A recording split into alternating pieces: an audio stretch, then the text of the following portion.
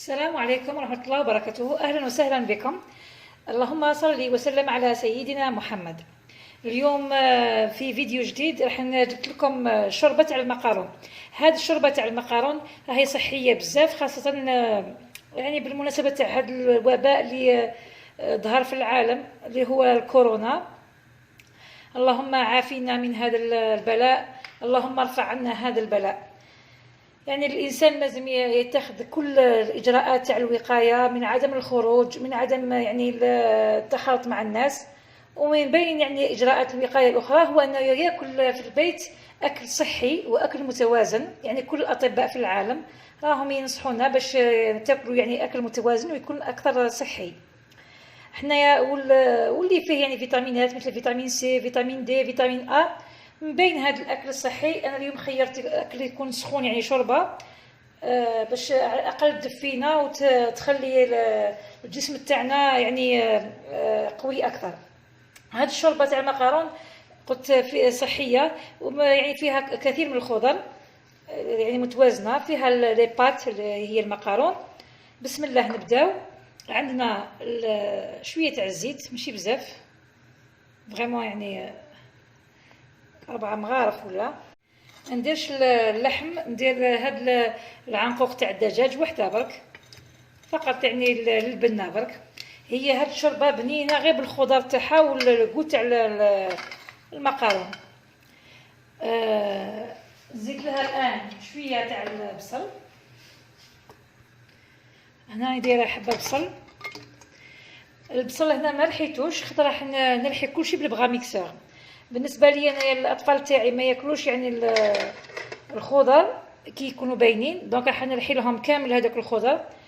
واللي يعني الاطفال تاعو ولا العائله تاعو تاكل الخضر، يقطع هاد الخضر اللي راح نديرها دوك يقطعها صغيره متيدي. نزيد حبه طماطيش نقطع يعني غير هكذا قطع. نزيدو حبه زروديه جزر، حبه زروديه. نديرو مغرفه كبيره تاع الطماطيش. انا المغرفه تاعي ماشي كبيره بزاف، ندير مغرفه ونص. شويه هريسه اللي يحب الهريسه. اللي عنده الكورجيت يزيد لها حبه كورجيت، كتجي بزاف بنينه بالكورجيت. نقطعوها ولا كما قلت لكم تحطوها ديريكتومون ونرحوها كامل بالميكسر. الكورجيت اللي هي الكوسه ولا القرعه، نخلوهم يتقلاو مليح من بعد نمرق. دوك هنا نمرق بالماء سخون، دائما نمرقو بالماء سخون. دوك نملحها تقريبا نص ملعقه تاع كبيره تاع الملح. بون دوك هنايا راه طابت الخضره تاعنا، نحيت دوك القشور تاع الطماطيش. دوك نحي هاد العنق تاع الدجاج.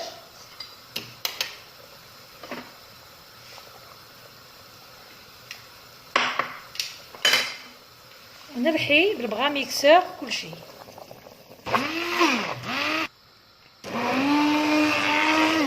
دوك هنا راني رحيت كلشي خلاص، راني كملت الرحي تاعها هايديك. دوك نزيد لهاد المرقه شويه جلبانه، يعني كمشه جلبانه برك. نرجع هاد العنق وندير هذيك شويه جلبانه برك، ماهيش بزاف، كمشه. نخلي الجلبانه تاعي تبدا طيب، يعني حتى تلحق تقريبا 80%، من بعد نحط المقارون. بون دوك هنايا راهي طابت الجلبانه تاعنا بريسك هذاك 80%. دوك نزيد لها المقارون. انا هنا راح نستعمل المقارون تاع القمح الكامل، ان بول هكذاك.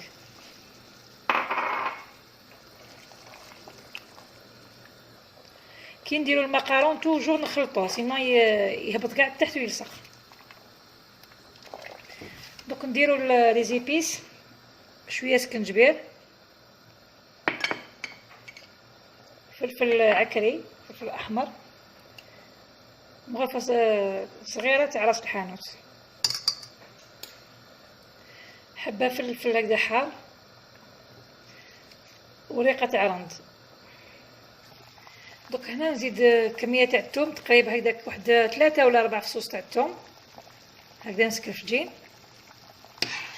ودائما نخلطوا القدره تاعنا باش المقارون ديالنا هذاك ما يهبطش. وهنا راني زدت المرقه، زدت الماء عفوا، باش يطيب لي مليح المقارون، باش يشرب المقارون تاع القمح الكامل يشرب الماء اكثر من المقارون العادي داك الابيض. دونك هنايا قعد لنا مكون واحد برك، نزيدو نكملوه. هذا المكون هو اللي يدير لنا الفرق كامل في الطعم، واللي هو هاد الشحمه تاع العيد اللي نديروها، يعني نملحوها. الشحمه هذه نديروها في نحوها مكبش العيد كيما القديد اللي نديروه في نملحوه، وكي ينشف لنا ويبس نحطوه في الكونجيلاتور. هذه هي اللي دير الطعم للشربه تاعنا، ما تسحقش اللحم، بصح هذه لازم تكون ضروريه في هذه الشربه. كي طيب ما تخلينا لا ريحه لا والو، يعني خلينا غير الذوق هذاك المليح. واذا ما ذابتش كامل نحوها في الاخير، يعني نحيو هذيك الشويه اللي يقعد فيها باش يعني ما تجيناش في الفم. هي جينيرالمون تطلع لنا من الفوق هكذايا، الوغ دونك نقدروا نحوها يعني بسهوله هكذا. دوكا نزيد نخلي كلشي يطيب حتى المقارون تاعنا هذا يطيب واحد 20 مينوت هكذاك، يشد وقت. هذا المقارون تاع القمح الكامل يشد يعني وقت في الشوربه تاعنا الصحيه والاقتصاديه، يعني والمليحه للزكام. الانسان كيكون عنده السعله كي ياكل حاجه كيما هكا يعني تنحيلو السعله وتنحيلو الزكام. حنا دائما نديروها في فصل الشتاء، وهاد الايام بالمناسبه تاع هذا الوباء هذايا يعني حبيت نديرها لكم باش اي يعني الانسان يدفي روحه بها. دوك نعمر لكم هكذا باش تشوفوها يعني في التبسيل. بسم الله. دوك تشوفوا هكذا المرقه راهي يعني كاينه بصح تم يشربها المقارون، يعني على تقريبا تما نص ساعه تلقاو هاد المرقه شربها المقارون. انا عمرتها لكم هنايا باش تشوفوها يعني وهي سخونه هكذايا. لازم تنتكل هكذا سخونه، ومادام فيها المرقه قد ما تخلوها يعني تشرب المرق تاعها. واذا كان قعدت لكم اليوم الموالي، يعني قعدت لكم اليوم اللي يجي من غد، لازم تزيدوا لها يعني شويه ماء سخون وتحركوا المقارن تاعكم. واذا كانت مخصوصه يعني شويه تاع لي زيبيس ولا ملح، خاطر كي نزيدوا الماء يعني النكهه هذيك تاع التوابل والملح تنقص. دونك نعاودوا ناجستيو كامل لي زيبيس ديالنا ونزيدوا لها شويه شويه، يعني تكون في الغد تكون بنينه بزاف تاني. الذوق تاعها رائع، لازم تجربوها يعني في اقرب وقت. وراكم رايحين تكتشفوا الذوق اللي راني نحكي لكم عليهم، يعني معمره بالخضار بالنكهات هذوك المليحه. اكيد راح تعجبكم، يعني متاكده بلي راح تعجبكم. وراكم شفتوا يعني اقتصاديه بزاف وصحيه، فيها بزاف الخضر. راني ناكد توجو على صحيه، لان هذا الوباء اللي حل علينا واللي يعني ندعو ربي باش يرفع علينا هذا البلاء. هذا الوباء يقول لك الاكل الصحي، يعني الاكل الصحي والمتوازن يساعدنا بزاف، يعني يساعد الجسم تاع الانسان في مقاومه هذا الفيروس، يعني وما يقعد بصحه جيده وما يتكونتاميناش، يعني ما يتعداش بهذا الفيروس. عافانا الله واياكم. اذا عجبتكم الوصفه تاع اليوم ديروا لي لايك للفيديو، ابونيو في القناه اذا كنتوا اول مره تزوروا القناه، فعلوا الجرس باش يوصلكم كل جديد. والى وصفه اخرى ان شاء الله. دمتم بخير.